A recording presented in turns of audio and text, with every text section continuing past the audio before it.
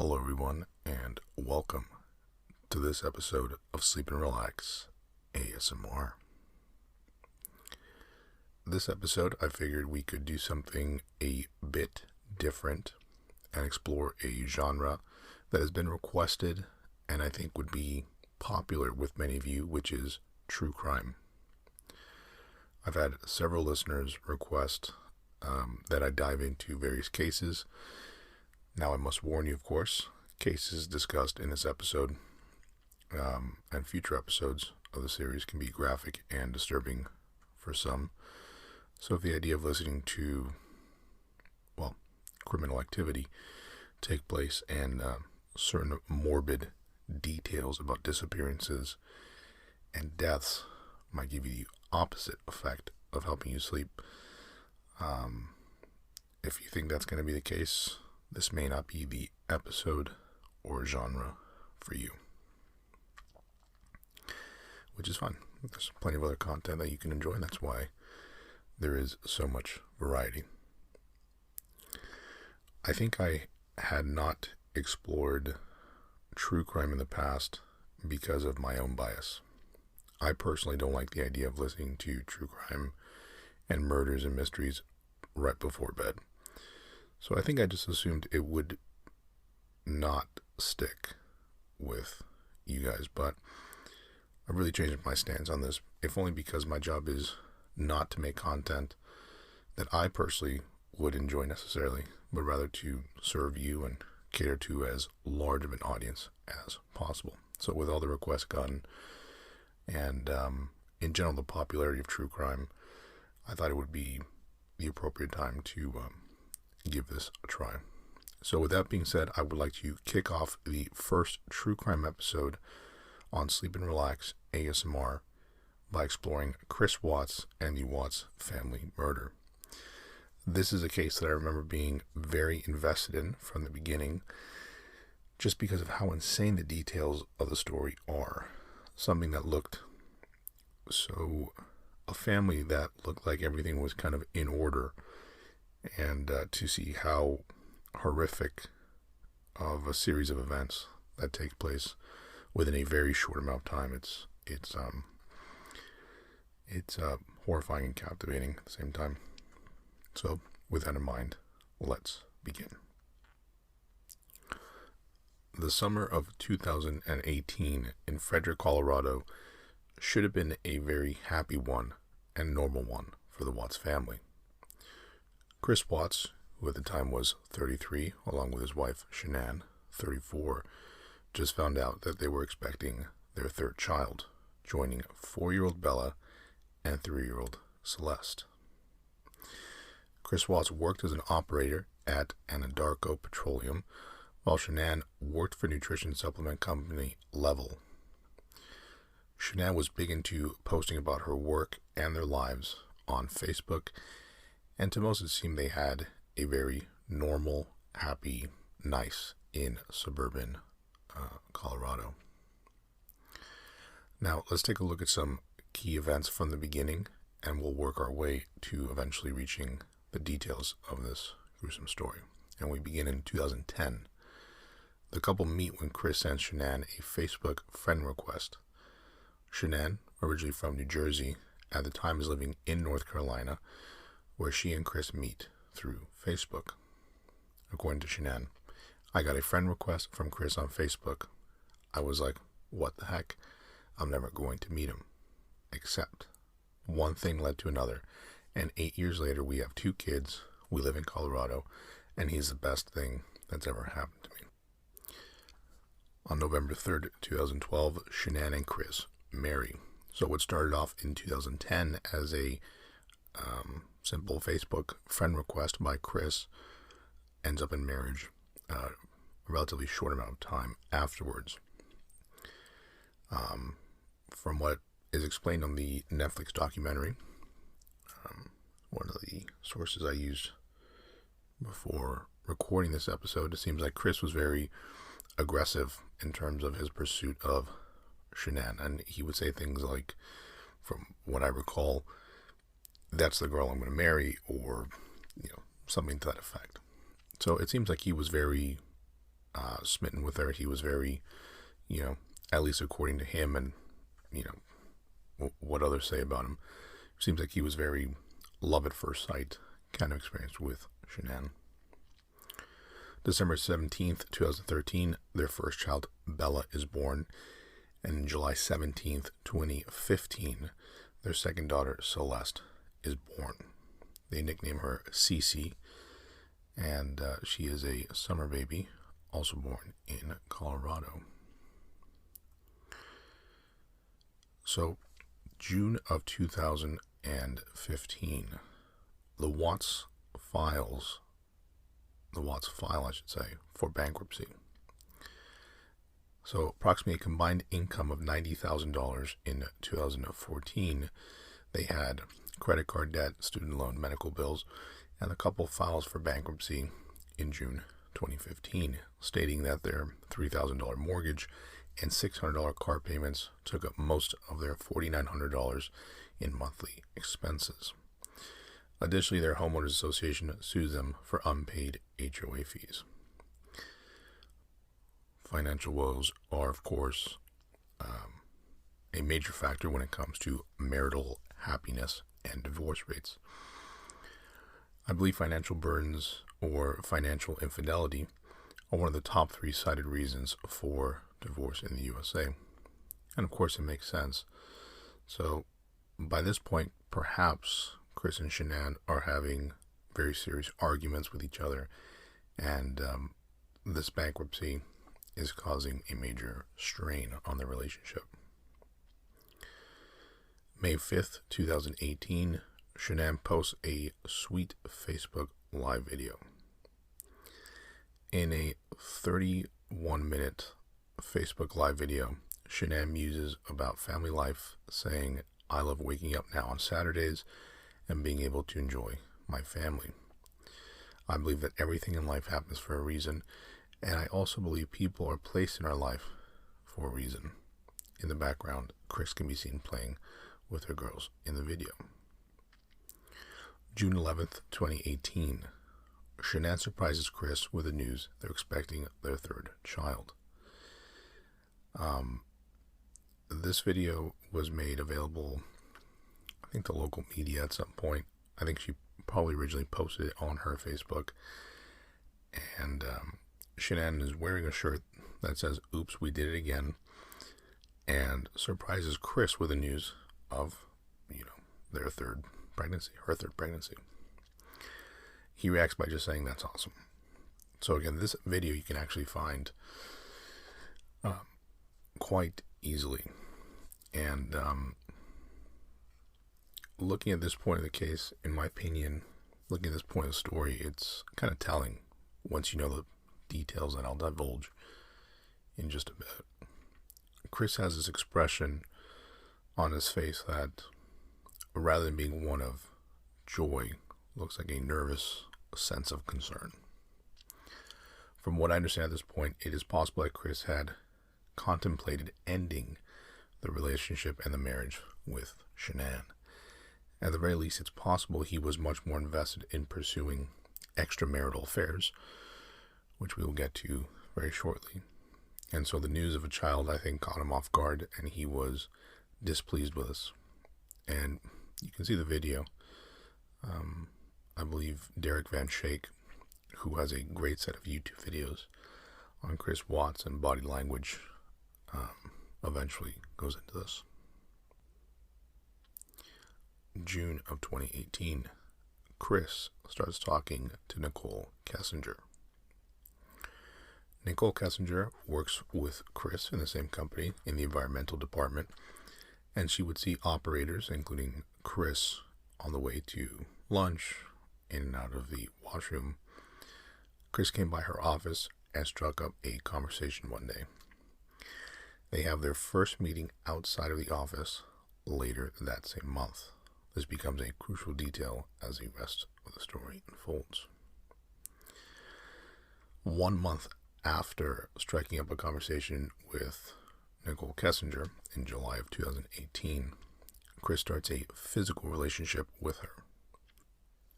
According to the Denver Post, Chris sees Kessinger about 4 or 5 times a week, and they start a physical relationship in early July. Now, he tells her that he is in the process of getting divorced. Later that month, while Shanann and the girls are out of town in North Carolina visiting Shanann's family, I believe, he tells Kessinger that the divorce is final. From that same Denver Post article, quote, when Nicole Kessinger started dating Chris Watts in July, he appeared to be a soft-spoken man and a thoughtful father who was at the end of divorce proceedings. It wasn't until August, after the set of events that I will describe later, does she realize that his then very pregnant wife, and him never filed anything related to divorce. Insider reports that Kessinger goes to Chris's home for the first time on July the 4th, and they have their first phone call on record on July 7th. They also go on a date to Shelby American Collection Car Museum on July 14th and spend the night at Great Sand Dunes National Park on July 28th, all while his family is away in North Carolina. On July 30th, he gives her a love note before joining his family on vacation. July 31st, Chris flies to North Carolina to join his family. Despite it being a family vacation, texts that Shanann forwarded to a friend show signs of trouble between the couple. Further messages also show that there was tension between her and Chris's parents. At the time, there's also footage of Chris going to North Carolina and messages between Shanann and what I believe was a family member or very close friend reveals a lack of intimacy and emotion from Chris towards Shanann. Lack of sex, lack of emotional availability, from what I understand, kind of made it that she'd really begun to question Chris's standing in their relationship.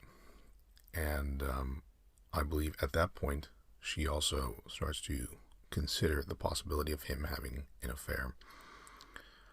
So I think she was hoping that by him going to North Carolina, it would perhaps be a reset for their relationship. But in reality, it seemed to have done more harm than good for them.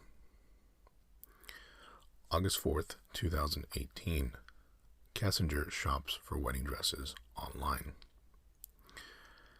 Just weeks after they started talking, Kessinger's cell phone data shows she looked at wedding dresses online for 2 hours.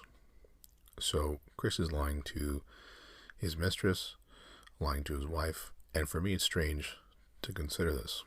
He, from all records, and from what I've read, never really attempts to actually divorce his wife, and yet he clearly is saying and giving his mistress the idea that their relationship is ready to be taken to the next step, let's say.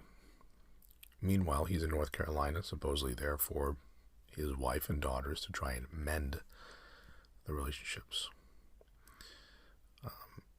There's messages that he sent to Shanann right before he arrived in North Carolina that revealed that he was certainly saying very kind and affectionate and thoughtful things to his wife, the I love you, the heart emojis.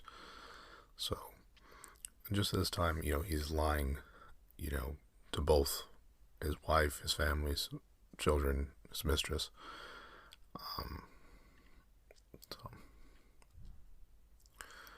August 9th, 2018, Shanann leaves on business to Arizona. After confiding to friends about her troubles with Chris, she texts a friend that she and Chris had their best talk yet before she leaves on a trip. She even drafts a handwritten letter to him. 2 days later, August 11th, Chris hires a babysitter and goes out with Kessinger. So while Shanann is away, Chris gets a babysitter saying that he's going to a baseball game with coworkers, but goes to a bar with Kessinger. Shanann figures this out because she has access to bank statements and sees that he goes out, in fact, to a bar and orders, I think it was $60 worth of food and drinks. So this is where we start getting to the point where this story kind of really takes a turn for the worst. And it begins on August 13th, 2018 at around 2 a.m. when Shanann returns from her business trip. At around 2 a.m., friend Nicole Atkinson gives Shanann a ride to her home on the 2800 block of Saratoga Trail where the Watts family lives after she returns from her business trip. August 13th, 2018, Chris kills Shanann and their daughters. Chris wakes Shanann as he's getting ready to go to work and wants to talk about their marriage and future, according to his later confession. Despite Shanann carrying their unborn son, who they had already named Nico, he tells her about his affair and that their marriage won't last. Shanann replied that Chris won't see his kids again and he strangles her to death. Bella, who was 4, comes in and asks what's wrong with her mother, and Chris proceeds to wrap Shanann in a blanket and carries her to his truck. He puts the 2 kids in the back seat and drives to the work site, where he then proceeds to smother Celeste in the back seat and puts her body in an oil tank and does the same with Bella in another tank. Chris also buries his wife's body in the ground nearby, as he later confessed from prison. Now, Chris originally made it seem as if Shanann didn't put up a fight. In other words, he kind of claimed that it seemed like she wanted to let it happen. But the parents of Shanann really doubted that at the time. They believed that Chris had premeditated this, at least to the degree that he probably strangled her while she was sleeping, perhaps after a fight. The notion that she didn't put up any fight may very well be true, but only insofar as she was basically, quote-unquote, sucker punched, and at that point was overpowered by Chris. So, again, Shanann returns from her business trip, 2 a.m. Right before she leaves, she believes that her and Chris are actually on relatively good terms, and she finds out about the likely affair that he's having and comes back, and within a very short amount of time, Shanann again is killed by Chris, and their unborn child, along with their 2 daughters, are basically collateral of his horrifically mismanaged ability to cope with either what she had told him about not seeing his children or the set of events. Now, on August 13th, 2018, at around 5 in the morning, Chris claims he left for work. He would later tell a Denver ABC affiliate, "I left for work early that morning, like 5:15 to 5:30, admitting that he and Shanann had, quote, an emotional conversation. On that same day at around 1:40, Atkinson, the friend who dropped off Shanann from their trip at 2 a.m., she grows concerned and contacts local police. That same day, like I mentioned, she calls police. She claims, Atkinson does, that I called her and texted her several times. I knew she had a doctor's appointment that morning because she's pregnant, and she didn't show up for it, and I was even more concerned. So Shanann is reported missing at around 1:40 p.m. Atkinson calls the police, who do a welfare check. Shanann's phone, keys, and purse are found at the house. According to the news stations, husband Chris says, quote, she said she was going to a friend's house with the kids, and that's the last thing I heard, and that was it. It was very vague, end quote. So the body cam from the police on scene can be found online, and it's clear from the beginning that there's foul play here, and a couple of details really stick out. Number one, when Chris shows up to the home, he kind of jogs up to the police officers, gives this innocent smile, and then heads into the home from the garage. A couple of minutes go by, and then he finally opens the door for cops to come in and inspect. What should have been a 10 to 20 second delay at the maximum between entering the home through the garage and opening the front door took minutes, which I'm sure gave police a hint that something was strange. Number two, Chris really doesn't look very concerned. The friend of Shanann's that originally called for the wellness check is pacing, asking questions, trying to brainstorm what could be the reason why Shanann didn't go to her medical appointment. What happened? Chris, meanwhile, is actually looking down on his phone, texting, I believe, Nicole Kessinger, and doesn't seem interested.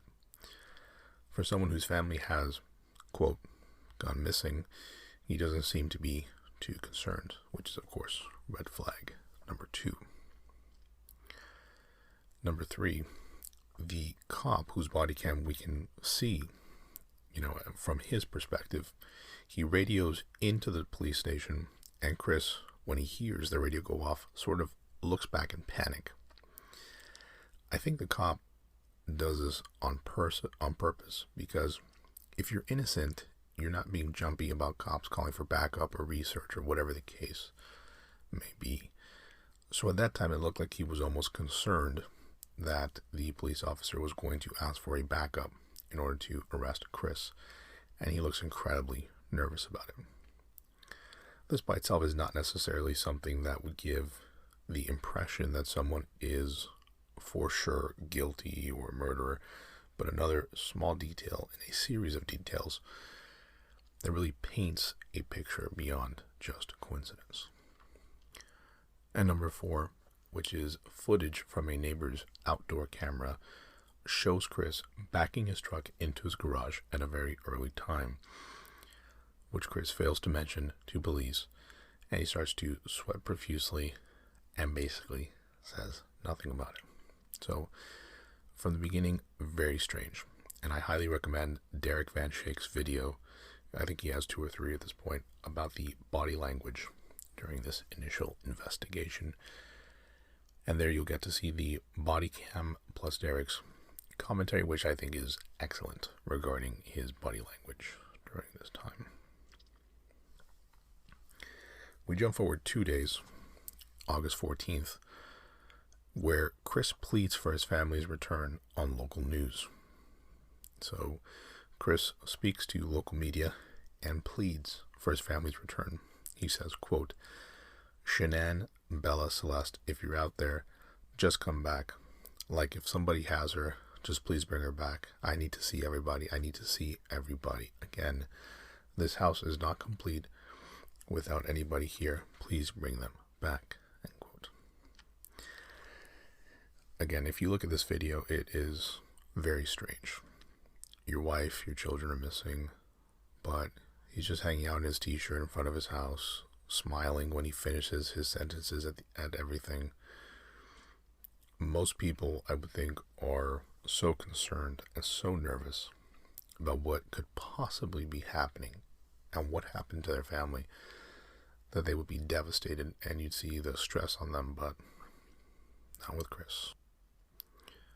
A couple of days later, on August 15th, Chris goes in to the police station, takes a polygraph test, and fails a polygraph test, and eventually admits to killing his wife, and he would then falsely blame her for the smothering of their daughters, which of course we know is another lie. The FBI joins the search for the missing mother and daughters.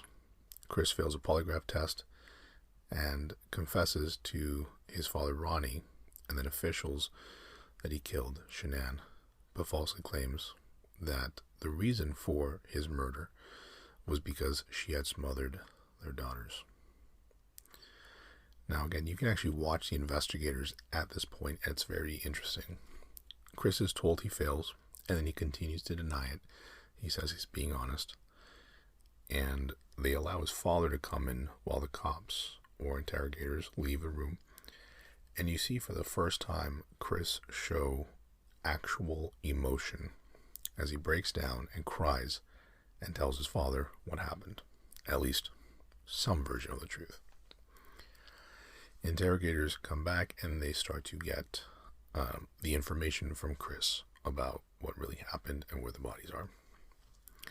The very next day, Shanann, Bella, Celeste, and Nico, obviously being still in the womb of Shanann, their bodies are found. The 3 murdered bodies are recovered at Chris's work site. The same day, Chris appears in Weld County Court for a bond hearing, and he is denied. Also on the same day, Kessinger speaks to police, saying, quote, "I legitimately think his cheese was sliding off his cracker long before he met me." End quote. On August 21st, 2018, Chris is charged with first-degree murder. A week after he pled for their safe return, Chris is charged with 3 counts of first-degree murder, plus 2 additional first-degree charges for victims being 12 or younger. Additionally, he faces another count for the unlawful termination of a pregnancy, plus 3 counts of tampering with a body, a total of 9 charges. On September 1st, a funeral is held for Shanann and daughters in North Carolina. Shanann, Bella, and Celeste are remembered at their funeral at the Sacred Heart Catholic Church in Pinehurst, North Carolina.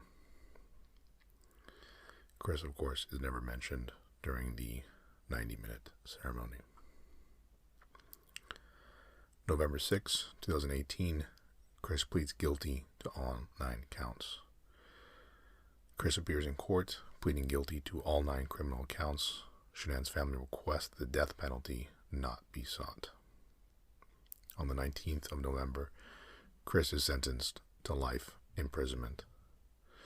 Judge Marcelo Kopkow calls the murder spree, quote, "perhaps the most inhumane and vicious crime I have handled out of the thousands of cases I have seen," end quote. Issuing 5 life sentences without the possibility of parole, including 48 years for unlawful termination of Shanann's pregnancy and 36 years for disposing of the bodies of his family. December 3rd, 2018, Chris is transferred to a Wisconsin correctional facility. Due to safety concerns, he's moved from Colorado to Dodge Correctional Facility in Waupun, Wisconsin. February 18th, 2019, Chris confesses to killing his daughters in a detailed explanation. In a 5-hour interview from prison, Chris recounts the horrible details of his young daughter's final moments and confesses to killing them and disposing their bodies. Quote, "This was like the epitome of being angry, the epitome of showing a rage, the epitome of losing your mind," he said. Watts said he regrets what he did. He keeps photos of Shanann, Bella, and Celeste in his cell and, quote, "talks to them every morning and every night," end quote, he told investigators. He has one of Celeste's books in his cell. He said he did not want to fight charges because he did not want to extend the process or make his and Shanann's families wade through the court process. Quote, I didn't want them to go through this for 2 to 4 years, he said. I didn't want my attorneys to lie for me for 2 to 4 years.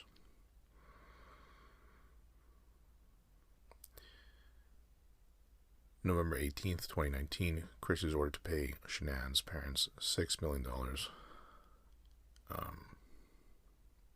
an amount that not only will they surely never receive from Chris, but also totally insignificant in the balance of what occurred. So that really concludes the story of Chris Watts and the Watts family murder. A gruesome story, one that I think really resonates with all of us because you can identify with the deceased, right? Some of us are parents, husbands, wives, others are sons and daughters. And for someone that is supposed to take care of his family and be there for them unconditionally, to do what he did is, obviously without even having to say it, just truly horrible.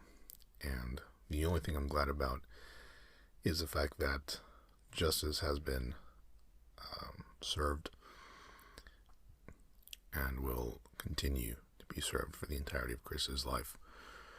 And I hope that every single day for the rest of his life he has to relive the atrocities of the things he's done. Well, I hope you enjoyed the first case of true crime here on Sleep and Relax ASMR. If you have any other cases in particular you'd like me to discuss, you can email me at hello@sleepandrelaxasmr.com. And of course you can reach out if you just have questions, comments, suggestions, tips, advice, whatever the case may be. Well, that's all for this episode. Thanks as always for listening, and take care.